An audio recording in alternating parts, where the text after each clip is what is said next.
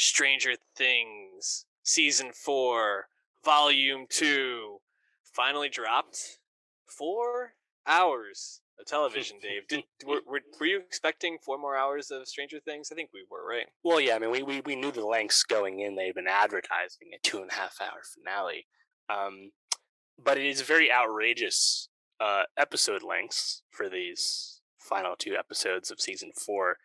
And I think it's just bad form, bad technique, honestly, and gets in the way of some of the good moments that I think hit well and are effective and fun to be with. And it's just the supersizing of Stranger Things season 4, I think, did more harm than good ultimately, which is frustrating because I think you could argue this is the second best Stranger Things season. You know, Yeah, maybe the I third mean, best. Definitely better than season 3. yes, definitely better than Season 3, and I would probably put it number 2 in my rankings behind, obviously, Season 1, which I think is Mm-hmm. like just a dynamite season, caught lightning in a bottle type thing. Yeah, I think this is the sort of thing where you're like, you either make this just a longer season or you get a better editor, because this is these are really long episodes. I I do have to say I really enjoyed both episodes. I think there's some real like nice moments. I think the way it's kind of put together, and this is something we talked about in our volume 1 review from season 4. It's a messy season. There's just so much going on. There's too many characters, too many storylines. I do feel like they kind of tie it all together pretty well, but it's kind of funny because there's like this like scene in the fourth episode where all these things have to start happening at one time, and there's like 5 or 6 things that all happen at once, and I'm just like, I don't know if the timelines are really lining up here the way that they were hoping Yeah. it would, but I guess it works. But I think overall, I was pretty satisfied with this ending. Did you feel the same way? Yeah, I have one major note, but I think, like, to your point about the Duffer Brothers needing an editor, but like they won't allow themselves to have an editor because they Yeah. won't kill anybody, and they only add characters. Thus, they need to supersize these episodes. They need to cut and cut and cut to a new plot because they have all these fucking plots they want to serve. They just won't whittle anything down. They're actively choosing to not whittle anything down. And that just gets in the way of storytelling. That just Mm. makes it messy. And we're getting into spoilers, but like when they actually might take a major character and have them not come back and die, even then, they don't actually do it. They take it back. And now this person is in a coma in the hospital Man, bed. They died so the gate can open for Vecna, but they came back to life. Brief, technical, scientific death, but then of course were resurrected and is in a coma. It's like unbelievable, honestly. yeah, and I guess like Vecna has to do it himself, but like Eddie just doesn't count. Like what? Eddie actually died from Vecna's like Yeah, I guess because creatures, he was right? in the Upside Down when he died. Is that why it doesn't count? I guess. Yeah. I mean, I don't know. Right. I think this is also where like when you get into this inception level of like 11 is within a dream, within a memory, within this upside down. It's like, okay, I don't know how exactly Right. she piggybacked here, but it works, I Oh yeah, suppose. that's just so funny too. 11's like, oh yeah, I'm just gonna piggyback. I'm just gonna do this thing from here. We don't have to go 2,000 miles and get there. And everyone just like, oh, okay. And as like the viewer, I'm like, am I supposed to like already know what this power means? Like, because I don't. I mean, Yeah. sure. I think just the nebulousness of 11's powers and the fact that she's getting stronger and now she can apparently resurrect people to a certain extent. It's like I don't like the elimination of stakes via Deus Ex 11, but she's also our central figure, so I guess it is what it is. The show has progressed to an endgame. We know season 5 is the final season. Um, Perhaps season 5, due to the Upside Down joining the world in earnest the way it has in Hawkins, everyone will be more or less in one place for once. Wishful Hmm. thinking probably because you have fucking 15 people to worry about, but like that's something to think about. Yeah, and it's not only just like people who have nothing else going on. Like these are people who are pretty famous, all have things going on now. Right. I mean, a few actors will definitely be available, but I think especially after the season, some of them are going to start getting more and more looks by the time season 5 rolls around. So definitely going to be interesting to see how they pull that together. Let's talk about these 2 episodes though. So episode 1 was very much like a let's get the plan together, let's get everybody together, let's like figure out how we're going to do this. And episode 2 was more like the execution of this plan. How did you feel like that kind of format worked, where like episode 1 was like, or episode 8 I guess was let's get everything together, and 9 was like let's do it. Yeah, I think for me, like 8, I didn't love 8 as much as 9 because I think 8, it's just a great example of kind of like the bloat that the Duffers have with their storytelling. Where like I didn't need to like spend like parts of multiple episodes at this like base with Brenner and Paul Reiser and 11, Hmm. because like the whole fact that Brenner's actually alive still is like complete nonsense anyway. We've been spinning our wheels for so long with Matthew Modine. Like I Yeah. just wanted that to be done with. Then the tension of the government chasing them down, the military, army, whatever force that was, that just kind of goes nowhere at the end of the day. Hmm. Great set piece, obviously from Yeah. 11, taking out the heli and stuff. But like the fact, oh, now Papa's like really dead. It's like, well, who knows? Maybe 11 can bring him back too. I don't know. But like, I was just so ready for that shit to be done. I Hmm. think that whole like side plot, I just was not interested in. Like, you have Mike and Jonathan and Will and Argyle just like doing their thing out on the side, and it's like, honestly, they're not doing jack this whole season. Finn Hmm. Wolfhard, our Mike Wheeler, our once co-lead protagonist, is just completely on the side, in terms No, of any dude, like. he's the heart. He's the heart. I thought So that so I was was just ready for phenomenal. that to be done. I also, I think the worst plot of the whole season, which continues through volume 2, of course, is everything going on in Russia, which is just completely unnecessary and bogs down the whole season. And as much as I love Winona Ryder's choice, I think she's really great, and even Harbor is doing a good job as Hop. And I like Brett Gelman a lot; he's funny, but like that's just completely unnecessary. And another thing that like served really no purpose, to go back to Russia and like deal with the Soviets who we had met in season 3. Like it just there's no tension there, and it's just a way for them to create this reunion, between Joyce and Hop, because they wouldn't kill Hop in season 3. Hmm. It's like, so I think I just kind of like wish that shit just never happened at all, because we could have kept it moving more. Yep. Um, but like you said, I think they do as good a job as they can in their, the walls they erect for themselves, where like they try and nail everything down, and cross all their T's as best they can. So like in that sense, it is satisfying to like see everything progress. Um, but I was definitely having the best time when I was with, Steve and, Nancy and that crew. Yeah, I can totally agree with those takes. It almost feels like the 11 stuff could have just been like. I actually had forgotten that the government was still like after like trying to stop her, so it felt like they could have just like really done away with that right at the beginning. And the Russia stuff, like kind of the same. Almost, we almost kind of just needed them to be like, all right, you're going to get the helicopter up and running, and we're gonna get back to this prison to kill these flayers. Like that's kind of all we really needed to know for this like plan to go through. So I really could have used a little bit less time there. I also didn't really like any of the stuff where they're like hunting down the Hellfire crew, like the jocks Oh from yeah, school and that yeah, stuff. Like, they stink. couldn't stand that. And I guess like the whole reason you needed, I forgot what that main jock's name was, to like come and fight Lucas was to um like break the headset really, and then like give Lucas someone to like fight back with, like, and a Yeah, reason why he couldn't like put the music on Max.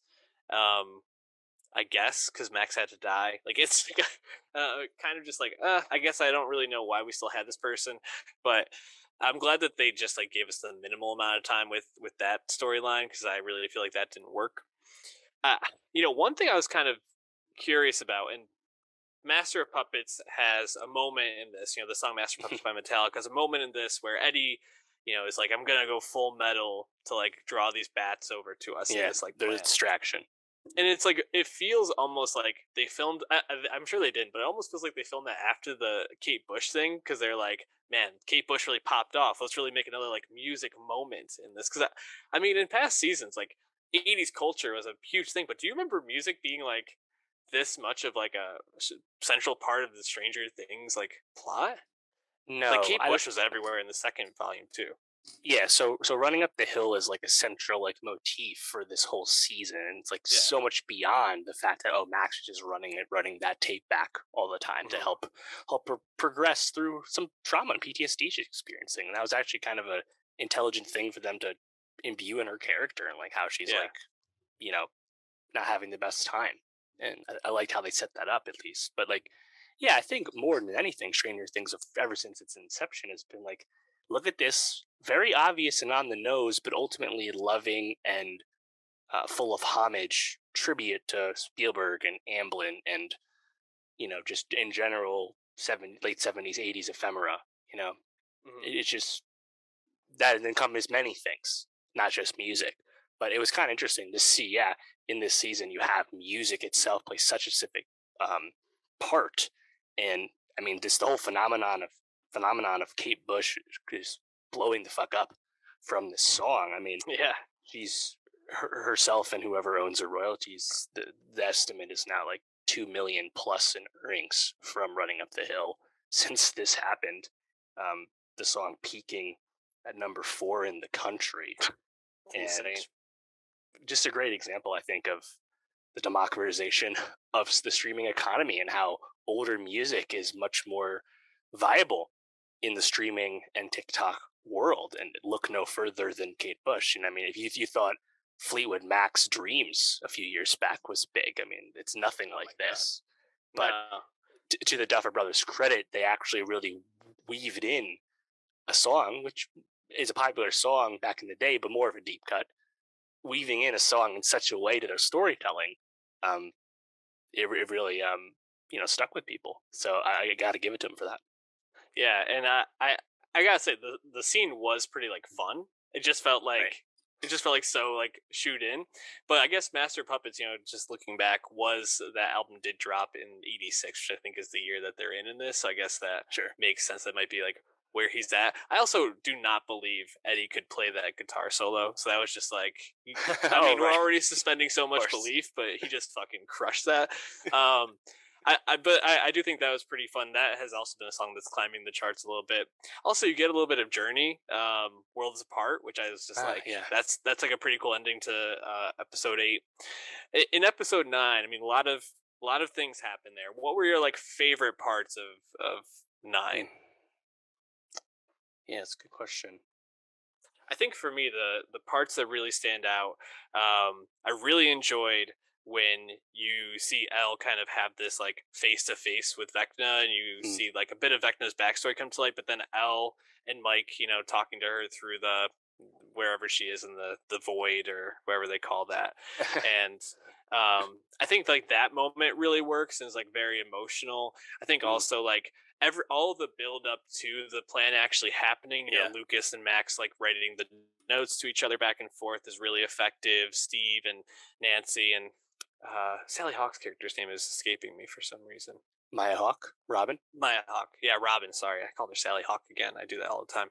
Um, but yeah, I thought like all of that like pre stuff where they're all having these like heart to hearts with each other is like really great. And I was almost Mhm. like, I just wish we weren't so bogged down in the sci-fi aspect at times. I really wish like Yeah. the like character aspect was a little bit more prominent. Maybe that's what will happen in parts of season 5 to come, but not super optimistic for it.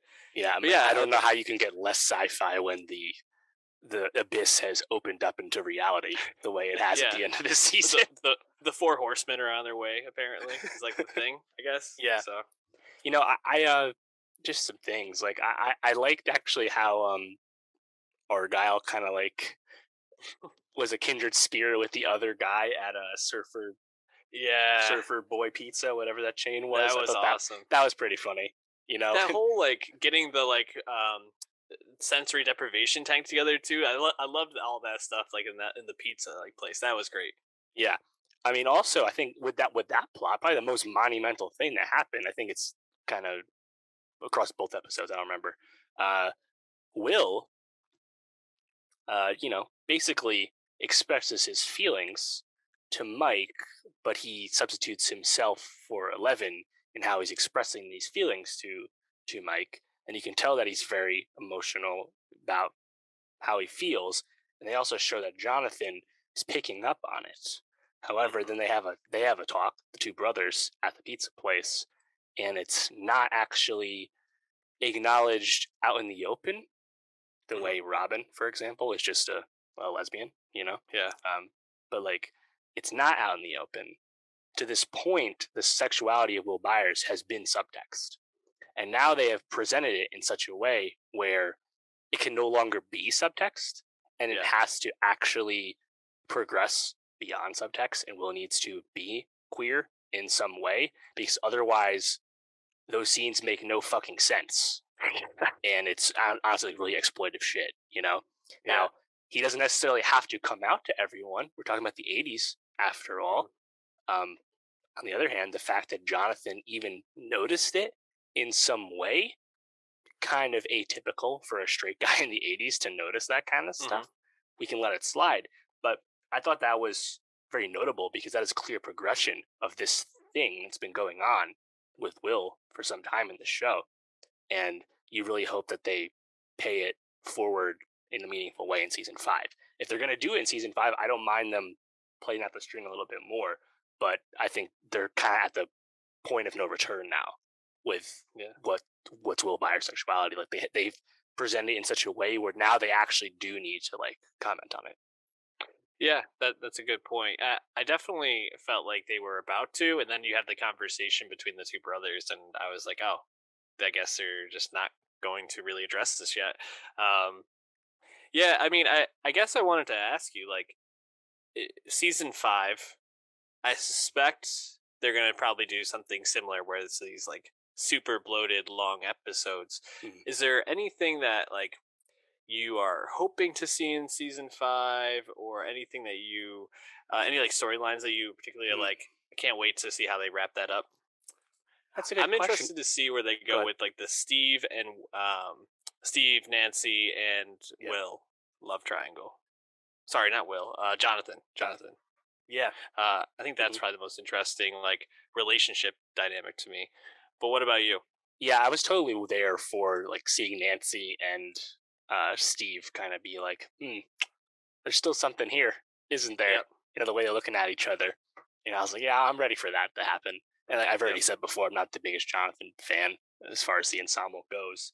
So yeah, definitely looking for that. Honestly, I would just like the storytelling to be in such a way where more of the actors really have like emotional range to display. I thought Caleb McLaughlin was really tremendous towards the end there as Lucas when like he thinks Max is dead, Hmm. and he realizes that like the tape is broken and he can't save her. He's gonna watch her die right in front of him. Like he did a really good job there. And Yeah. honestly, for the most part, this show has only really reserved that kind of material for 11.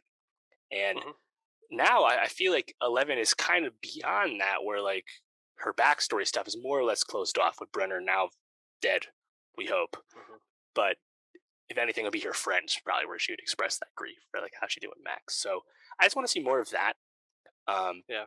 in terms of like presenting, I think like presenting dramatic stakes in the best way this show can for a show that doesn't want anybody to die and will take things back and change what you think has happened. If they can present things in a dramatic way for the kids more than anything, I feel like Joyce and Hop have had dramatic Hmm. material already too. If the kids can have like I think meaningful uh, dramatic arcs in some way amongst the end game of Stranger Things, clearly sci-fi end game, I think that could be considered a win. But to the Duffers' credit, I think they really put the show in a position to at least attempt that if they want to attempt that. Hmm. Yeah, I'm almost like looking forward to them just like resolving Vecna, and then seeing how all of the characters move forward after with Yeah, whoever survives, which might be everybody, might be only a few. We'll see. It feels like one of the main crew probably won't make it out. Like I feel like eventually they have to like someone has to go. Maybe yeah, it's like Max like comes out of her coma for like a brief moment and then actually like goes. I don't know. Like it's Dustin. like, Imagine if they killed Dustin though. dude, that would be. I mean, that would be ballsy because he's like the he's like the. I feel like the audience avatar in a lot of ways. You Right. know, kind of like the I would say Mike, but like no. Mike's been so lame for 2 seasons. It's like that wouldn't actually hit as much as you'd think it would hit. So Yeah, and plus the whole like Mike 11 relationship, they really want you to like ship that when it's just become Steve and Nancy pretty much the whole time. yeah, I don't know. We'll see where the show goes, but I'm really glad that it got back into form this season. And I hope they don't do the split it up where here's 3/4 of the season and then enjoy these last two. But I suspect they'll yeah, do that if the stock market continues the way it has for Netflix. So right. I would say just make movies or make TV. Pick a lane.